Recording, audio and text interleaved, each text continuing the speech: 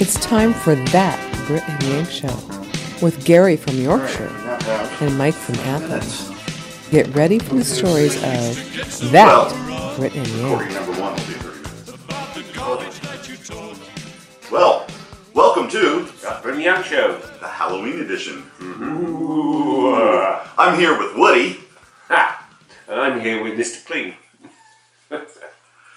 You've never seen this. Gone. No, you look like a baby. a big baby with glasses on. A big baby with glasses. Oh yes. Well, I'd have to do this for the for work. Yesterday was the big Halloween day, and there are several other people that are follically challenged, such as myself. Last year we all dressed up as Charlie Brown, which just required a T-shirt. This year we all dressed up as Mr. Clean. There's only about 5 or 6 of us, but I did have the white T-shirt on, which obviously I didn't wear today. But I had the hoop earring, and I shaved my face, and I did put white paint on my eyebrows, which completely threw everybody off, including my wife, who laughed at me. When I went to kiss her goodbye, she just shoved me out the door. Wanted nothing to do with me. But it was quite entertaining having people literally not recognize me, because a lot of people have never seen me without the facial hair. Did you post that picture on the Brit and Yank Show Facebook site? No, but I will. You should do that. I will do that. So the listener can have a look at it. Yes, absolutely, and everybody else can laugh at me. So today we're going to be talking about, of course, what we've been doing. In a couple of weeks. It has been a couple of weeks. We still have a Keith episode to get out, but I want to try to get this one out as quickly as possible because of Halloween. Because it's Halloween, and if we post it around Thanksgiving, it will be kind of pointless. We have Thanksgiving here because we're very thankful that we had many Indians to steal land from. And turkeys. And their turkeys. We'll talk about the news. I am going to be on Shiry's Soapbox today. Oh dear. And I have to talk about the Paul McCartney concert, which will lead into our musical guest. And then you get to do the... Oh, and then we have some other topics. But you get to do the outro, and we'll talk about that in a minute. Okie dokie. Sue, what you been up to? Oh, I don't know what I've been up to. Not as much as you. Not a lot, really. Been quite a couple of weeks. Getting used to the new guitar, basically. Good. Have you been playing it? Yep, a lot. You can tell by all the grubby marks on it. Oh, yeah. It does have some grime on it. I'm trying to bed it in. My cousin asked me how my mandolin playing was going. I said the mandolin is collecting dust quite nicely.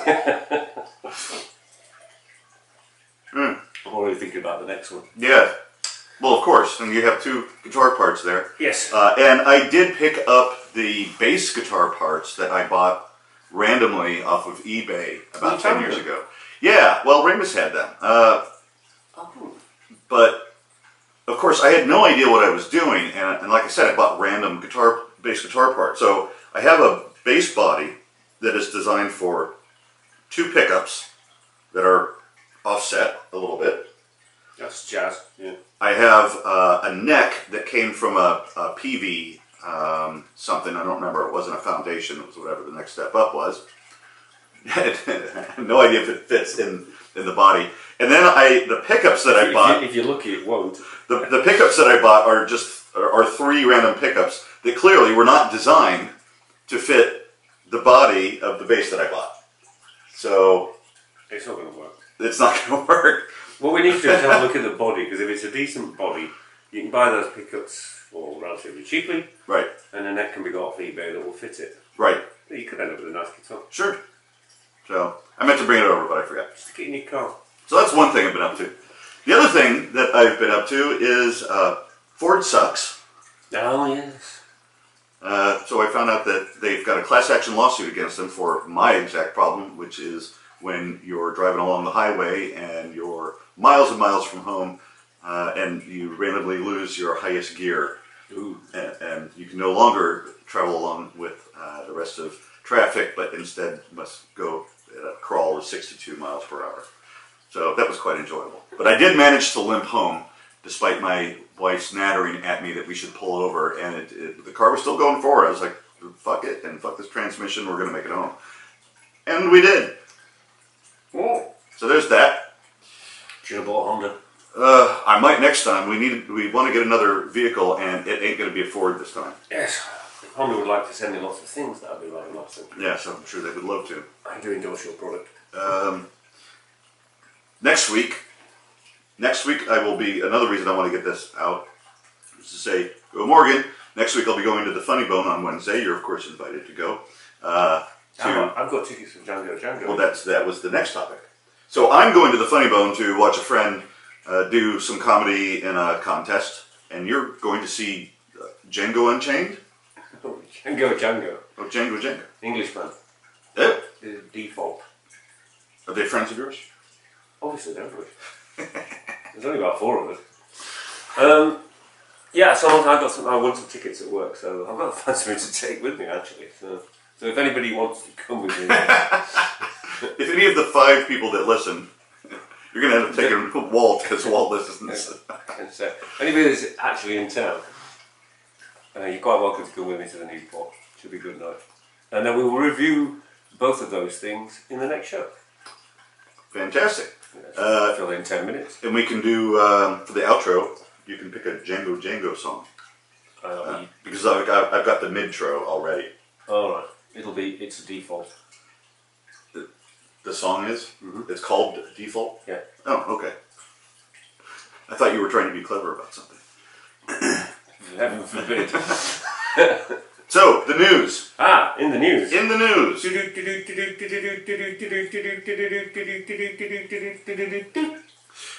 Bananas. Bananas in the news? I never saw that. Yeah, bananas were in the news. So, if we go back to, like, when our parents were kids, the bananas that they ate were called the Gros Michel banana. Would that be the same in England? Probably. No. Probably everywhere. Unless you guys grow your own different type of banana. Yeah, no, you can't grow bananas in England. What we eat currently is the Cavendish banana. Do you know what happened to the Gros Michel? Did it become extinct? Pretty much. Maybe not entirely. It all got, well, first... Fell out of fashion? First I should say that the bananas that we... Wasn't bendy enough? Right. Bananas that we eat are not grown in the wild. They are all clones of one another. They grow these bananas by chopping off a chunk of stalk and sticking it in the dirt, like you would with many other types of plants.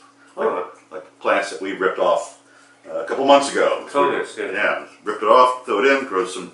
That's a cutting, so does it... Yeah. Oh, okay. So they're all clones.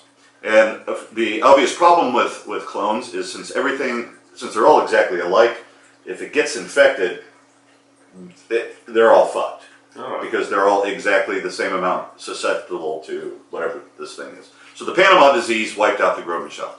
Well, scientists have been preparing for this, and they've been working on modifying, genetically modified, and they had come up with the Cavendish. So the Cavendish is what we eat. If you eat anything that has artificial banana flavoring, you'll notice that it tastes a little bit different than actual bananas, and that's because it is actually the Gros Michel flavor that you have in anything that's artificially flavored. Somebody came up with a formula for that, and that's what they use in... Alright. So it doesn't taste like... So that's what bananas used to taste like? Yes. So if you get like a banana-flavoured milkshake, that tastes like bananas used to taste like? I wouldn't go with... No, because that may not be artificially flavored. But if you get, say, you get a piece of candy like Runts, and there is a banana... Well, it's shaped like a banana, it's yellow like a banana, but when you taste it, it's like, oh, this is weird. It's not. It's kind of like a banana, but not entirely like banana. That is the Gros Michel flavor. Right. So the same problem is happening now with the Cavendish. The Panama disease has modified itself, and they think it is now going to wipe out the Cavendish, and they're going to have to come up with another kind. And so they're working on modifying the Gros Michel once again. The naughty old Panama disease. Yes. Causing bananas to reset. Yeah. So it's like a default. I thought that was interesting. I had heard about the Gros Michel and Cavendish thing. Now that's interesting. And that was today's episode of... Now that's interesting. Question for you. Yeah, sure. Pot in England. What's the deal? Huh? Are people allowed to smoke pot in England? Because it's against the law here currently in Ohio, but it's coming up for a vote.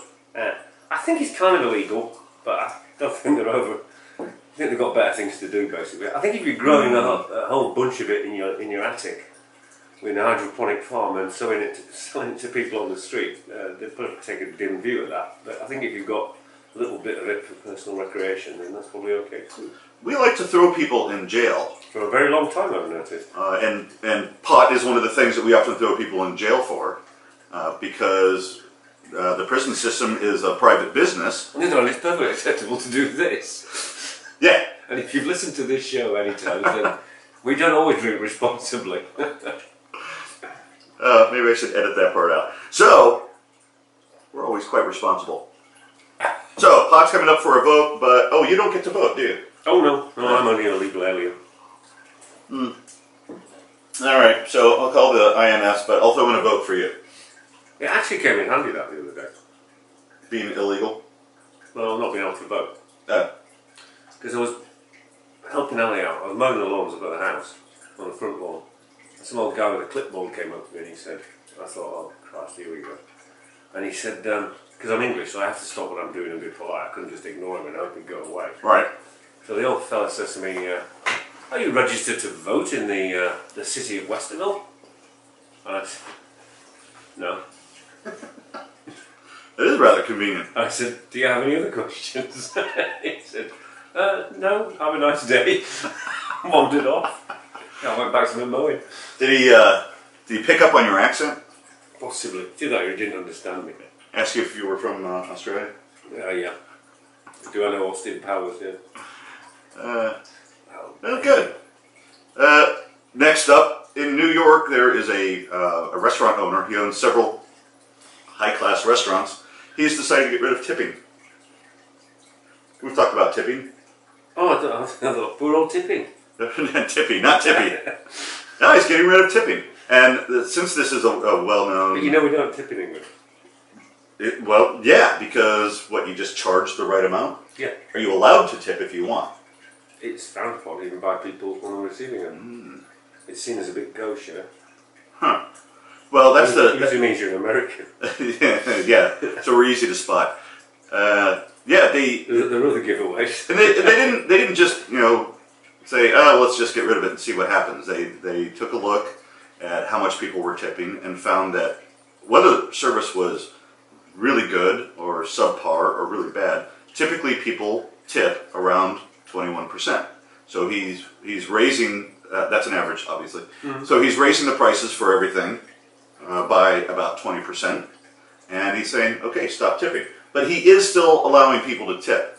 What I saw that was different down in Athens, there's a restaurant that had to get rid of tipping because the IRS did its job and came in and said, you're not allowed to split tips with everybody in the restaurant. Which, I don't understand why the IRS would give a shit. Yeah, but better things to do on Wall Street. What they decided to do was say, they said, fine, we're going to get rid of tipping. They raised all the prices, but they did put up a sign that said, if you tip, it's going to be a donation to the local Humane Society. So even if you decide to tip, nobody gets it. I love it though, because I go in and I know exactly what things are going to cost, and I don't have to worry about it anymore. I was in a restaurant down in Austin, thankfully not dressed like this, with the cherry badge as well. They might have thought I was taking a piss. And they're all carrying. Anyway, so I was in some Italian restaurant in Austin having a meal, and it was expensive. Thankfully I wasn't paid. But the bill came, or the check came, as you would say. And obviously you weren't paying. If you were paying, you wouldn't have been in there to begin with. True. Work was paid. Right. So I was having to use my work credit card. But I'm diligent about this kind of thing, so I did look at it. And they charged service at something like 20%. Without mentioning it. It just was quietly on the bill there. Service charge 20%. Were you with a large group of people? I was indeed, and I alerted everybody else to that fact. And nobody had spotted it. That's... Everybody was busy writing tips as well. Well, that's really common, and it was probably in the menu somewhere. It probably said, if you are a group of 8 people or more, then you will automatically be charged 15%, 20% gratuity. That's usually on the menu. It was a reasonably large group of people, yeah. Yeah. Probably very tiny writing, I imagine, on the back. Yeah, probably. Anyway. So, I'm in favor of getting rid of the tipping. I think it's a big pain in the ass, and it doesn't. Just pay people the right wages. It doesn't make any sense to me. You're already passing off the cost to the customer. So why not just build it into the cost of whatever it is you're eating? Yeah, save people having to do really mental arithmetic right. every time they want to buy a beer. Right, which there are literally apps for that, not just a calculator, but actually a tipping app where you can click it because you're too fucking stupid to figure out how to move a decimal over and double. Yeah. So, but the people who are opposed to it, what they're saying is that the waiters and waitresses will now not be as inclined or motivated to give really good service, which sounds like a load of absolute bullshit to me. And the issue that has happened here is that over time, the amount that waiters and waitresses get paid with both tips and with just salary has apparently gone up tremendously, whereas the poor bastard that's in the back of the kitchen, his salary hasn't gone up jack shit, and he's not getting the benefit. And he's the one making the food. You get really, really good food, you might decide to tip more. The guy who made the really good food isn't the one who's getting the money. So interesting. I'm well, not as the case may be. I'm listening to the audio book of Anthony Bourdain's Kitchen Confidential at the moment. It's very, very good. Does he narrate it? Yeah, he reads it. I'm gonna have to get that for my wife. She's got a bit of a thing for Anthony Bourdain. Yeah. She loves his assholeness, which could explain why she kind of likes me, although I could not possibly be as phenomenal of an asshole as he is. Although we do try. Well, yeah, we definitely give it a shot. Give it a shot. Speaking of assholes, this is a very, very short news segment.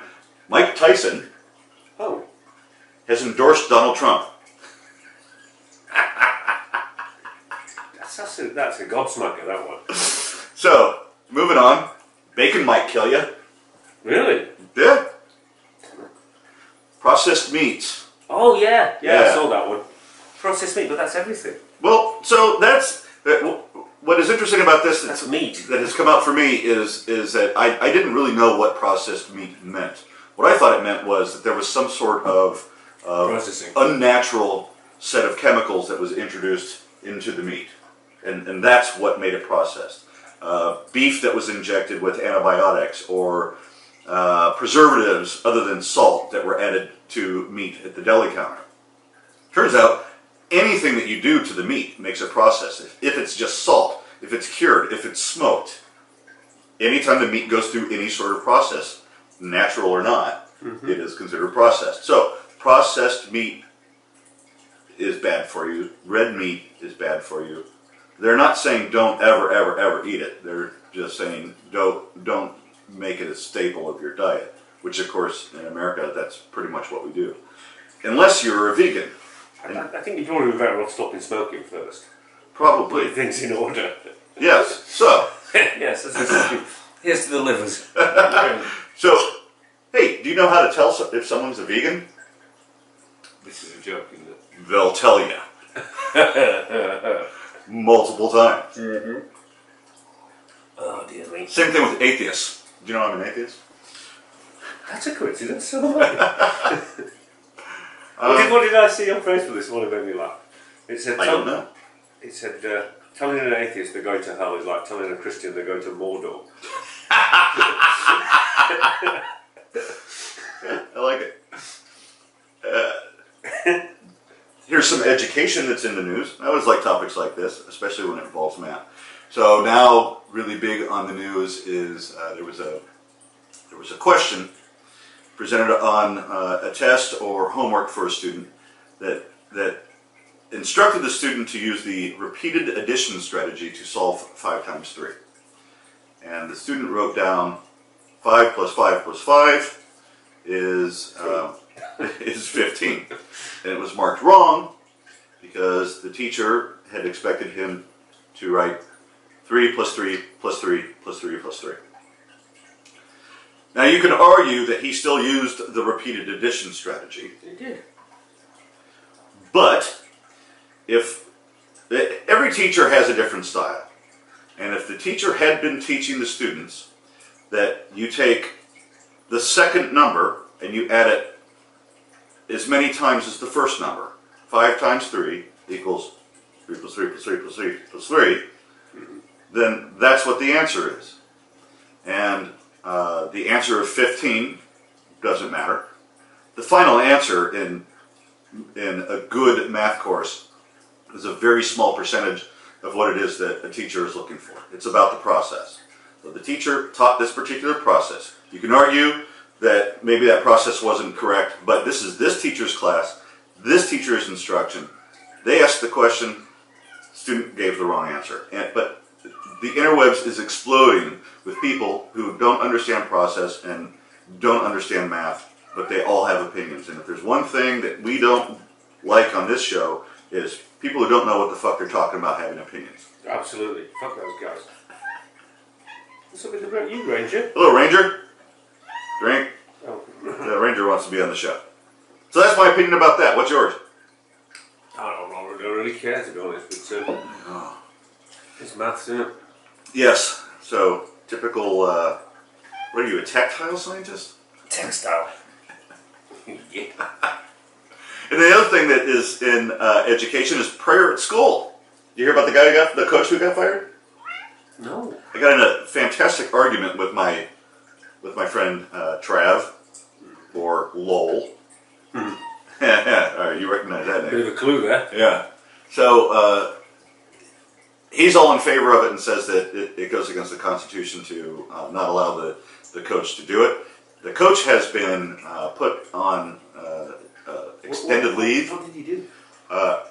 What he has done and he's done this for years, is at the end of a football game, he's a football coach specifically. Yeah. At the end, he kneels down at the 50-yard line and does a little prayer. And A bit like what's his face? and who's Tim what? Tebow. Yeah. Was that a prayer, or was he just doing a post thing? It's a prayer. He's doing a prayer. But he is or was a professional football player, and I'm not sure that that's a very gray area. Does But that mean he's allowed to be religious? as far as the It's in school, his contract. as far as the school is concerned, what this coach is doing is he's kneeling down on the 50-yard line. Many of his players join him. He has said, "Come pray with me if you want. If you don't want, do whatever you want to. But I'm going to pray." And then these kids go and pray with him. Somebody got pissy about it and called the school. The school district told him, "You have to stop doing this." So he stopped, and then he said, "Fuck you! I'm going to pray anyway." And they said, "If you what's do, he you're praying going to." for? I don't know. I don't think he does it out loud. I don't mean what reason is he praying for. I mean, what specifically is he praying for? Like a touchdown or something? No, it's at the end of the game, so I don't know. Maybe he's praying that, hey, thanks for Didn't rain on the way home or something? not killing any of us. No lightning during the game. Hope I get a blowjob later on. Something like that. Oh, okay. Yeah. Fair Who knows? enough. Well, because we're atheists, we don't really care, do we? We can do what he likes. Well, see, that's the funny conversation that I was having with this other guy. I get the school's point. The school's point is, because somebody did complain, the school's point is you can't pray when you're at the school representing an employee of the school, because by doing it you are Offending all the Muslims. coercing other people to do what you are doing for your particular religion. So in order to keep things fair, nobody's allowed to do it as an employee, so you can't do it. That's their point. But everybody gets a prize for turning up. Personally, I wouldn't give a shit. I don't care. I don't care. As long as he wasn't forcing my kids to do that with him. But Well, see, and that's where the controversy comes in. He's not forcing anybody, but being in a position of power does mean that there's an implied coercion in anything that you do. True. Anything that you have a preference for. So if you are demonstrating a preference for something, as the leader of this body of students, there is some coercion. They may feel compelled to do the thing that you're doing for the deity that you're doing it for, just because you're in a position of power. And that's a fair argument too. I think that's probably true. But you could say that about management. You could. You could say that you could unduly coerce and influence people that work for you by expressing any kind of opinion. Yes. So I have a theory. And my theory is that at some point, I don't think it's about keeping religion out. I think it is about keeping religion out because you want to keep all of the other fringe religions out. If you allow this person I think to it pray, should be completely inclusive. You should take a survey of everybody. Well, see, and that's the thing. Find out how many different religions he's got, and then do an appropriate prayer for each one of them, and they should all join in. So can you imagine the shit show that would happen in the southern states if somebody decided to go out on the 45th yard line, because the 50th yard line is already taken up by the Christians, some Muslim goes out and decides to start I think they should praying. all, Can you imagine the shit show then? I think it should all go out there, praise God, say 5 Hail Marys, and turn to face Mecca. Just to make sure. Yeah, that sounds pretty good. Inshallah. There you have that. Well, this takes us roundabout neatly to the... fuck! It gone off. Alright, so probably didn't get any of that. but we got it on that. Right. So, pause, More clear. technical difficulties. And I'll reset this for 30 minutes. Hopefully we just missed a few seconds. See, we should have set up that mirror that I was talking about. We could do that. Oh, God damn it. And now we're back. So there's something that we learned a few weeks ago about using the video part of a digital camera. If you recall, it shuts off periodically. It turns out that it's after supposedly 30 minutes, but since I can't see the display, I don't know when it actually shuts off. Mm-hmm. But do you know why it shuts off after 30 minutes? Because if it didn't shut off after 30 minutes, it wouldn't be a camera, it would be a video camera and subject to a different duty. Exactly. So, I should just use a damn video camera. I have a video camera, but I don't have a connector to get it to the... Oh, I should look at them with computer for Christmas, because that's, I don't think, to the best of my knowledge, she's never touched it, and that's a $200 Sony, one of those round cubey ones. You just now remember this, huh? Thanks, Woody. Good job, Woody. No wonder Buzz Lightyear There's a snake in my boot. fucking hates Woody. Or loves Woody. You sad, pathetic little... So, been to any concerts lately? I don't know, have I? We haven't met for 3 weeks, I don't know. Look, this was not a question for you to answer. Oh! Obviously. Oh, I haven't, Mike, but have you? Well, yes, I have. Did you see anybody well known? I saw the Beatles. Really? Sort of. Well, the ones that aren't dead, minus Ringo. Right. So I saw a fourth, or a fifth, if you consider the fifth Beatle to actually be a Beatle. So yeah, I decided to treat myself for my birthday. Who was the fifth Beatle then? Wasn't that the producer? George Hamilton or something? George Hamilton. No, it was either Stuart Sutcliffe, No. the original bass player. No. It was either Mal Evans, their roadie. No. It was either Neil Aspinall, their road manager. The producer. George Martin. Yeah, that was it. I like his books. I didn't know he had books. Yeah, it's That makes sense. Westeros or something. Well, he wasn't there. Game of Thrones, I think it's called. Yeah. George R.R. Martin? Yeah, and he produced the Beatles. He's a talented guy. So I treated myself for my birthday. Took my wife. George Martin to you. Took my wife to see Paul McCartney. Sir Paul McCartney to you. Sir Paul McCartney, and I was kind of looking forward to it. The problem is, I don't, as you know, I don't like being around a lot. I don't like going to do things. It takes effort for me just to come over here. I don't like getting off my arse. But I thought, Paul's getting up there, and I want to see him when he's still good. Because if you listen to the Stones in concert, good God, they are terrible. I think they always have been live. Well, they were bad enough live to begin with, but now it's just they're trying to sing shit that they really can't sing. Yeah. So I thought, Paul's getting up there. I want to see him when he's still relatively decent. And I have to tell you, it was absolutely a phenomenal show. He is, despite the fact that you're in a large arena. This is the thing. He really interacts incredibly well with the audience. With the first 3 rows. With the first 3 rows. He does. He didn't give everybody up in the balcony a wave and Here's to all you people in the middle distance that I can't even see. Yeah. Thanks for paying. It wasn't cheap, and we were way. He's still one of the richest men in England. He is the richest man in England? No, he's the richest man in England, but he's one of the richest. He's one of the top 10. Well, I'd say he earned his money that night. The entire band was incredibly good. Yeah, you can afford a good supplement. I wouldn't have bothered. I really wouldn't have bothered. I didn't see the Who when they came round. I didn't see the Stones when they came round, and I had no inclination to go and see Paul McCartney. Well, I did, and I've even seen the little bit of video you took. Well, of this tiny little person in the distance. So I could see him a little bit better than what the video, on the big screens than what the video indicates. But here are the things that I found very, very entertaining and annoying. People with cell phones. I took a video, a short video clip. The guy in front of me recorded, I think, every single song. And while he was recording the songs, I watched him. He wasn't watching the performers. He was watching his phone. What the hell do you go for that? What's the point? You can find this shit on YouTube. Yeah.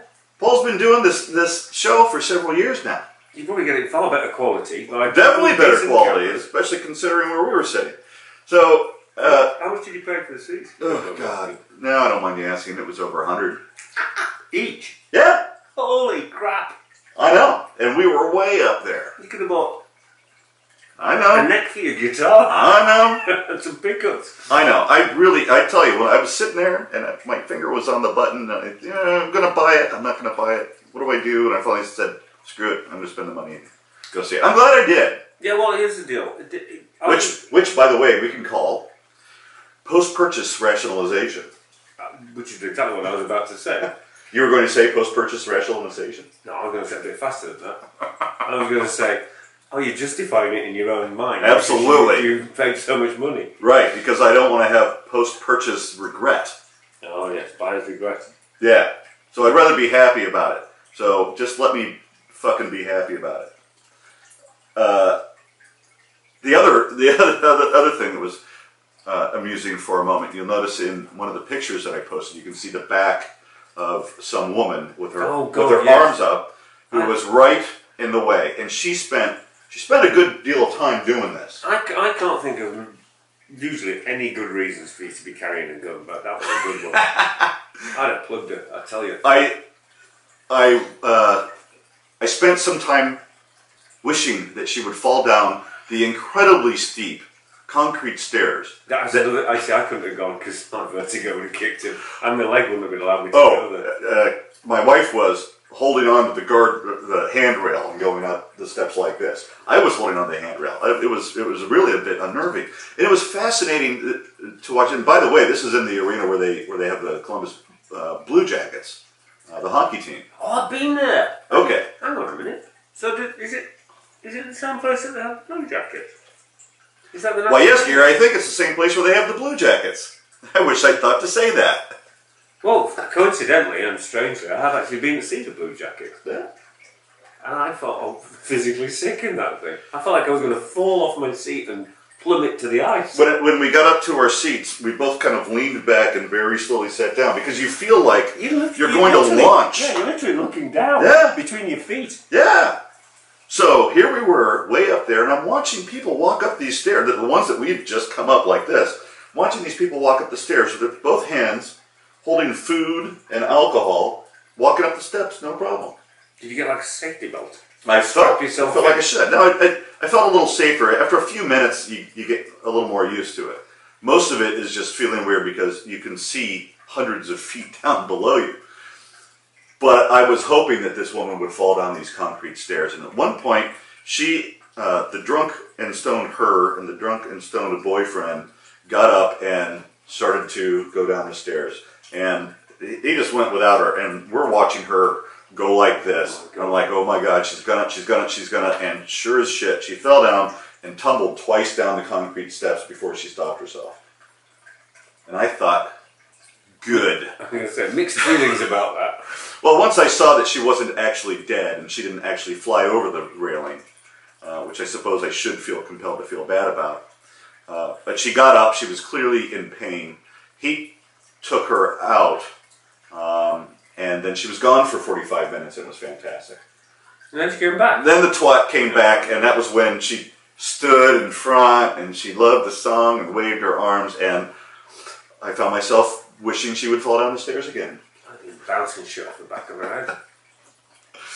So, excellent, excellent show, and since we've been... Did he play any of his popular numbers? He played, yeah, like the Beatles music.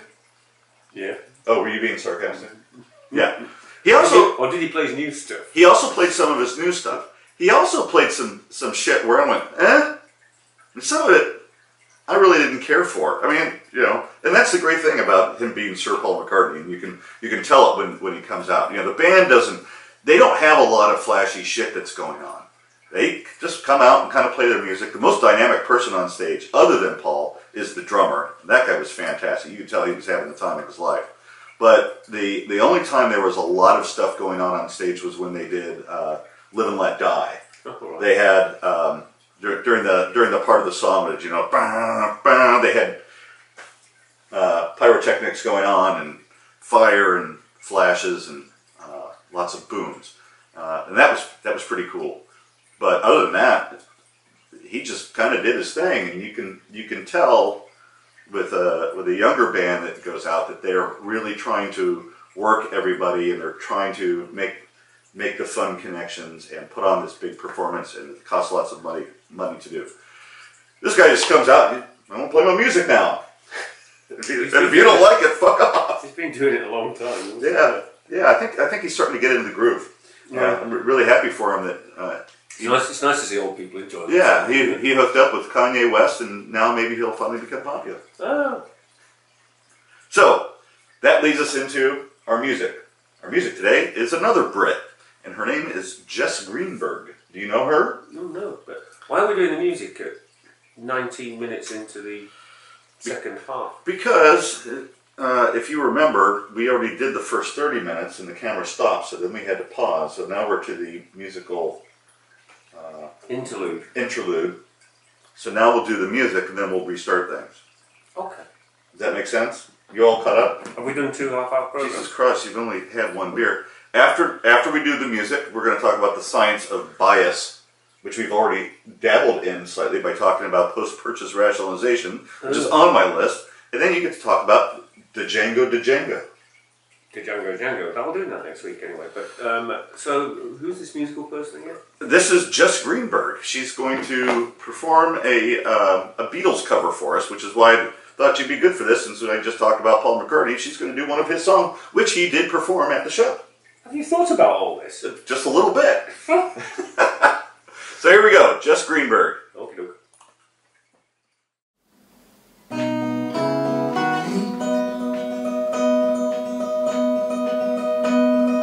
Blackbird sing the dead of night. Take these broken wings and learn to fly. All your life, you are only waiting for this moment to arise.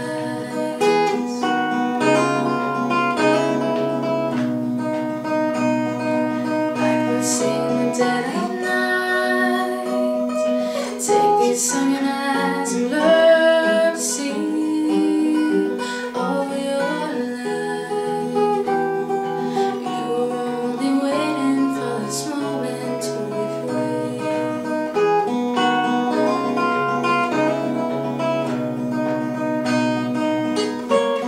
Blackbird fly, blackbird fly into the light of the dark black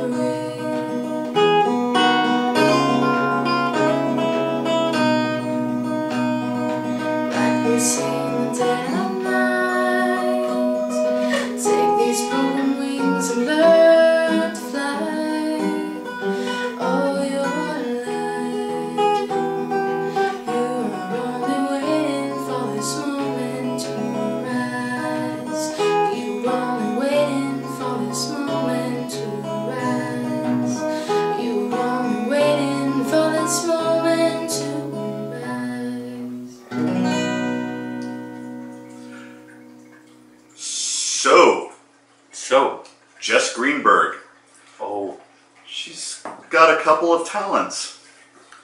She. You said there was some music. I think I forgot to turn on the volume. So, Jess Greenberg, 20-year-old from, at least when I looked it up a couple months ago, 20-year-old from England. Damn, I left. She's got nice teeth. Yes. She's actually talented. Yeah, good guitar player. She's good. I Took me a while to spot the guitar. I don't know if she does any originals, but her covers are the ones I've listened to are quite good. I played Blackbird, obviously, because we were talking about Paul McCartney. Paul introduced Blackbird by saying, This one's for Jesse. how many people have tried to play Blackbird? And a bunch of people clapped. And he said, you've been doing it wrong. Did he? Yes. He said, you're all wrong. I don't know if that's actually true. I suspect someone has gotten it right. Well, the music's written down. I've got it. So I don't know exactly what he meant by that, but He's been an arsehole. well, I think He's famous for that. I think he can be. Yeah, he's a rich arsehole. Yeah, with a new wife, a relatively new wife. Well, and that explains why he's touring. He's got to get all the money back he had to give to the other woman. The one with one leg. Yeah. Yeah. Before she hopped it. That was that was a good one. He didn't want to make her sign a prenup because they were in love. It wasn't romantic. Yeah. I bet the new one's signed. How'd that work out there, Paul? Sir Paul. Should have stuck with Linda. So Money. I don't think he had a choice with Linda. Seems to be something happened. Oh, well, she died of death. Yeah, where she died. Yeah. Sad. So the science of bias. Oh. That's the topic I wanted to talk about because The bias of science. yeah, because it turns out that What an intellectual program this is. absolutely. This is a really good time to think about the science of bias because this is election season here in America, and so there are lots of arguments going on about what people like and don't like about Trump and Bernie and Hillary, and apparently there are a bunch of other people. And I did watch the bad lip reading version of of the Democrats. It was excellent. Yeah, those are always. No, it was the Republican fantastic. one that I saw. Oh, well, you got to watch the Democrats too, because you got to be fair. Right. And that's just as good. We as humans are really bad at being rational. And we're bad at being rational because to be perfectly rational, you have to look at things in an unbiased way.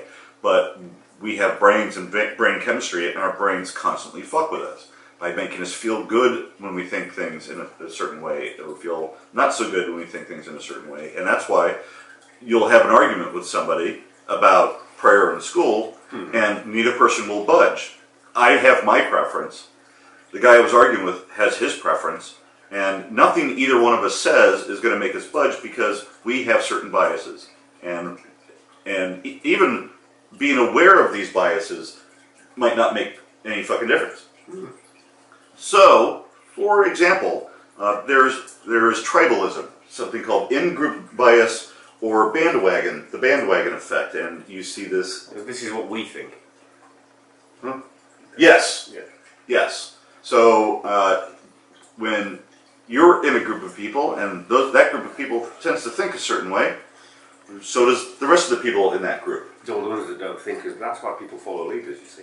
Yeah. Because they don't know how to think for themselves. Yeah.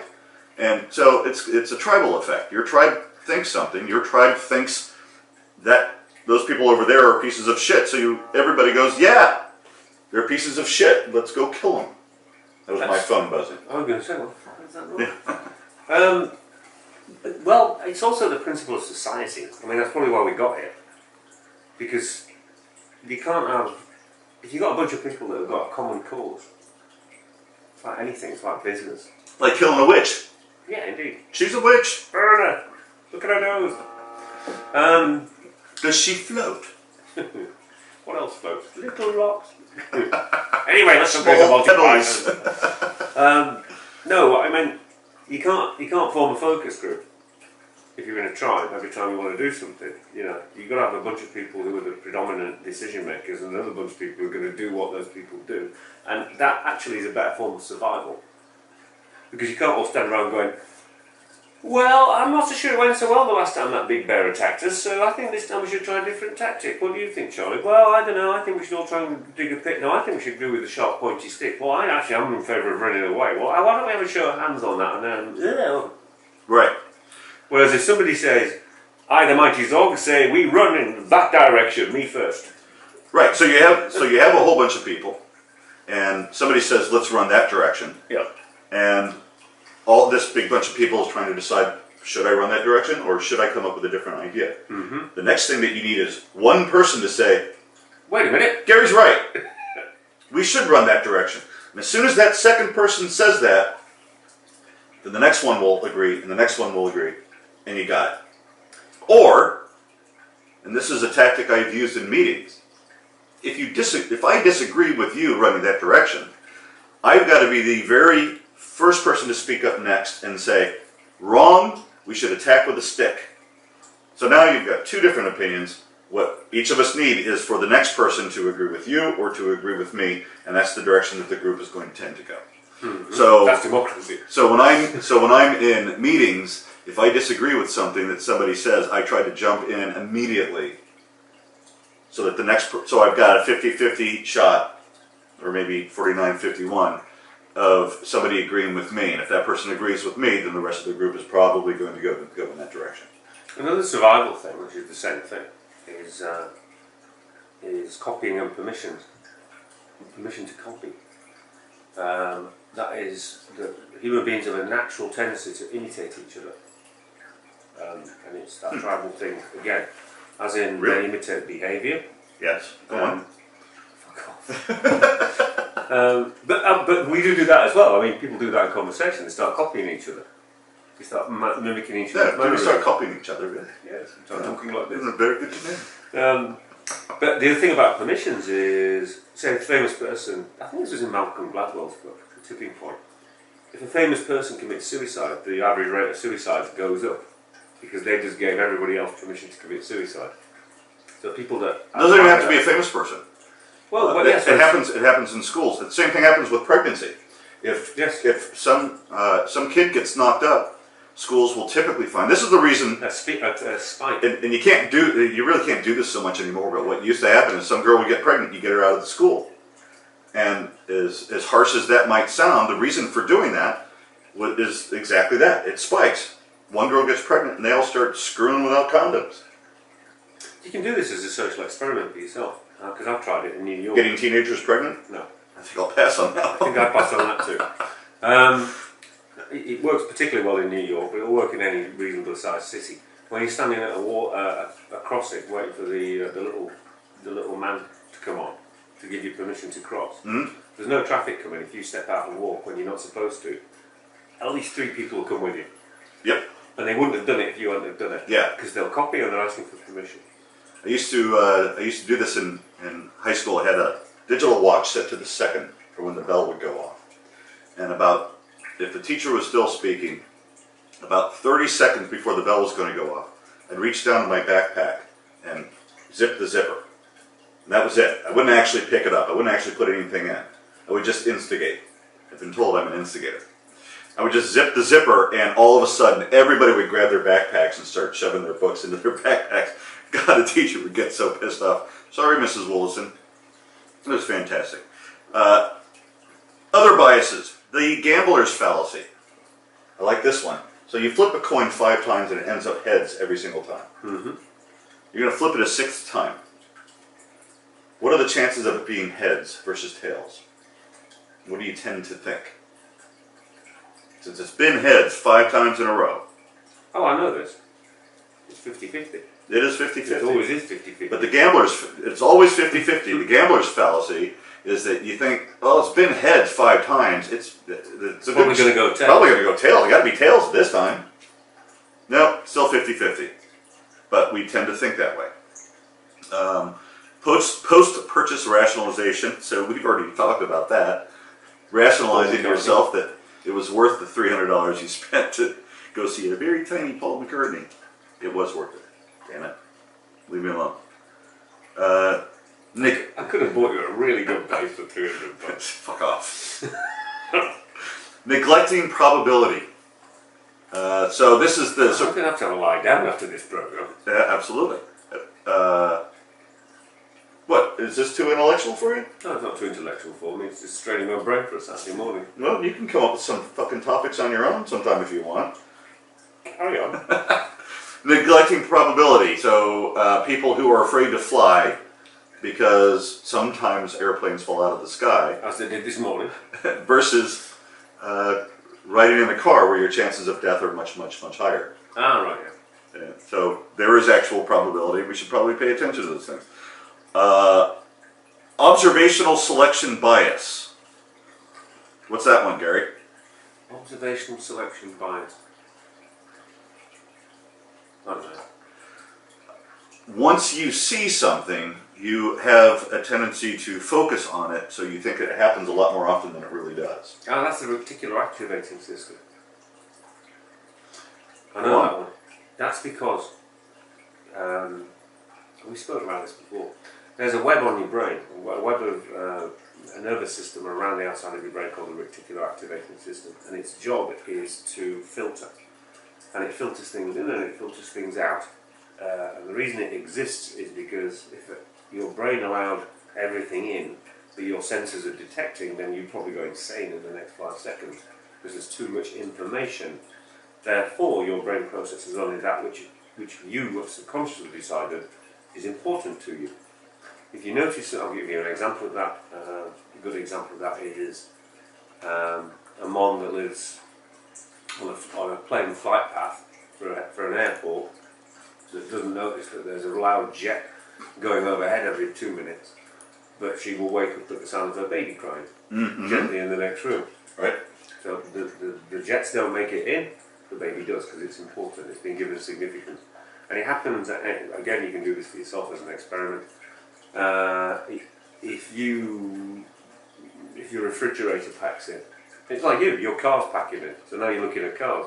Now you're noticing offers for cars and you're thinking about cars and you're seeing cars because now it's not important. If your refrigerator dies, you start noticing adverts for refrigerators that you never noticed before. So I've always referred to this as the squeaky fan effect.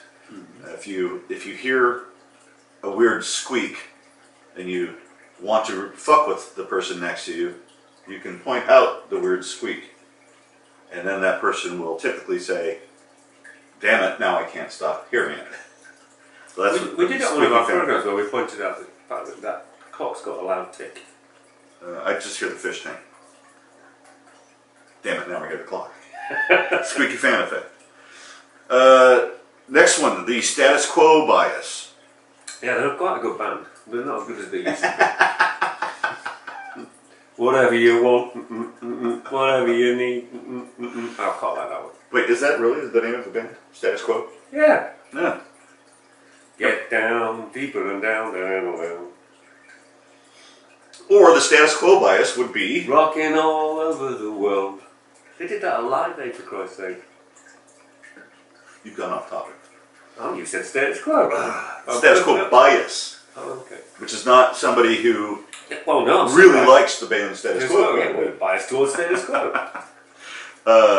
Pretty obvious. Somebody who's like, you know, this is the way things are. Let's keep it the way it is. I think that's why a lot of incumbents win. When it comes down to the time to vote, you think, well, things aren't that horrible now, so I don't want to change things. Let's just keep it the way it is. So I'll go ahead and vote for this guy again. Or gal. Or because my dad voted that way. Right. Or because my tribe votes that way. Right. So, yes. So I think we run into situations where we use a lot of, run into multiple biases. My favorite is confirmation bias. I call this C. The confirmation bias is where you focus on one particular set of data and ignore everything else around it, because that piece of data supports what it is that you want to feel.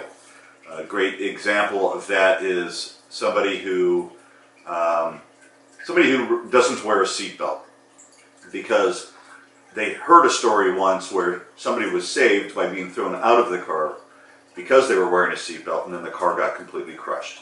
So what actually saved that person's life was the fact that he did not wear a seatbelt, which is, going back to the probability bias, you're completely ignoring what the chances are of survival wearing a seatbelt versus not wearing a seatbelt. But because of your confirmation bias, there was this one particular time, and it tells you exactly what it is that you want to feel, or supports what it is that you want to feel. Some people know people who are 85 years old who still smoke And eat cigarettes a day. and eat bacon.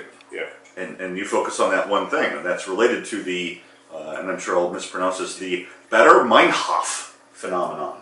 Baader-Meinhof, the terrorist group. Another great band. Yeah. Now, the Baader-Meinhof phenomenon is where something happens, and going back to They actually were a terrorist was it group. the observational selection bias? Something happens, and now you focus on it. You're looking for it, and because you see it, you think that it is happening a lot more often than it actually is. And this comes into play when you're talking about coincidences, and this topic came up because I was talking to a friend of mine, Brian, who said, every time I think about an old band member from some band, they die within a week. It's happened to me several times. So he thinks that that's really weird.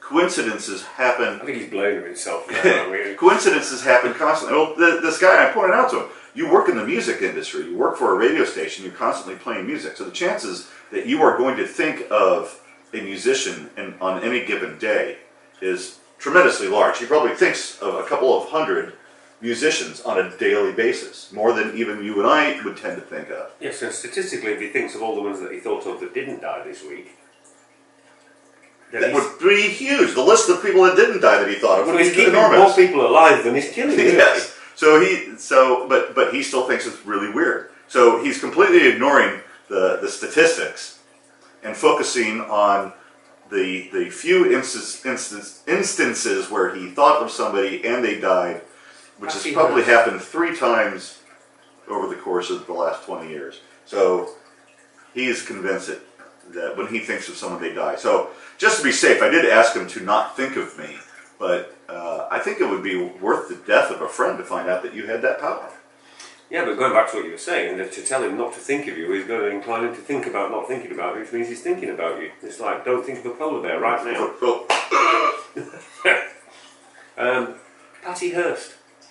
What about her? She joined the Baader-Meinhof. Continue. Well, it's not often you get a terrorist group that comes up with an interesting psychological theory like that. I thought you were making a joke. Oh. It's really a terrorist group? Yeah, the Baader-Meinhof. Which Patty Hearst joined, famous American heiress, back in the 70s. She was kidnapped and then turned up as a member of the gang carrying a gun. Do you remember this? Well, you're too young. Sounds vaguely familiar. Yeah. She was captured on an island, and the terrorist group called the Baader-Meinhof. I think they were German. Well, it sounds slightly German. But why would they call themselves the Baader-Meinhof if there's a Baader-Meinhof theory? About what, again? About confirmation bias. Maybe that's what they were revolting about. That could be. Cody, look up. Or maybe they were thinking about people and then blowing them up, That could be. thereby proving the theory. We thought of these people this week, and next week they're going to be dead. Well, Woody, my beer is nearly gone. Yes, it does. We've covered the topics that I wrote down. Have we covered the topics that you wrote down in your preparation? Not yet, no. I am going to think it on my feet, though. We've got 10 minutes left. No, we don't. This is an excellent place for us to wrap it up. We don't have to make this exactly an hour. Plus, we have the musical interlude, and we have the outro. Oh. And the outro is Django Django, Which I'm going to be seeing this week. Right. So we can use them for the outro, and then next week you can do a review. You could do a double outro. You could do Well, we already did. We already had a fantastic double. Yes, double musical interlude. Yes. Yeah, the words just escape me when I think of her many talents. I think of 2 bald people like you wrestling in a sack. All right. Well, it's goodbye from Woody. And it's goodbye from Mr. Clean. All right. Goodbye. Goodbye.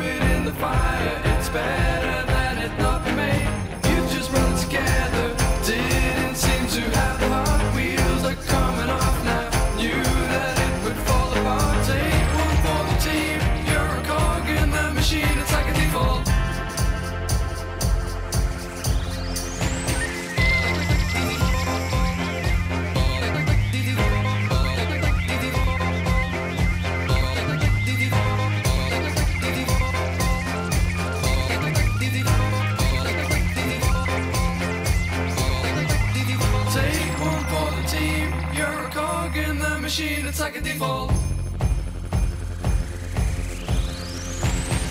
You missed the starting gun for everything you've ever done. You took part in the race, but disappeared.